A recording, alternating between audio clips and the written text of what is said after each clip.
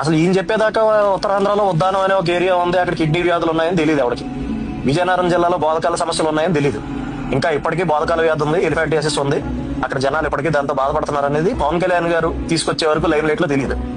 ఈరోజు అధికారం వచ్చింది కాబట్టి 1000కి పైగా గ్రామాల్లో రోడ్లు వేయగలుగుతున్నాడు. అసలు రోడ్డు అంటే ఏంటో చూడకుండా డోలీల్లో కొండల మించి కిందకు వచ్చేటటువంటి గ్రామాల్లో మీకు ఇండిపెండెన్స్ వచ్చిన తర్వాత, ఈ దేశానికి స్వాతంత్రం వచ్చిన తర్వాత ఏ నాయకుడు పర్యటించినటువంటి గ్రామాల్లో, ఎక్కడ రోడ్లు అయినటువంటి గ్రామాల్లో ఆయన వెళ్ళి పర్యటించి ఈ రోజు వేయగలుగుతున్నాడు.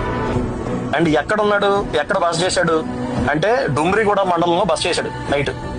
సరే ఈ డుమ్రిగూడ మండలం ఏంటి అంటే మీకు అసలు గుర్తుండుంటే 2018లో ఎమ్మెల్యే గారైన కిడారి సర్వేశ్వరరావు గారిని, తర్వాత తెలుగుదేశం పార్టీకి అక్కడ లోకల్ లీడర్ అయినటువంటి శివేరి సోము గారిని, వీళ్ళిద్దరిని కూడా మావోయిస్టులు కాల్చి చంపేశారు.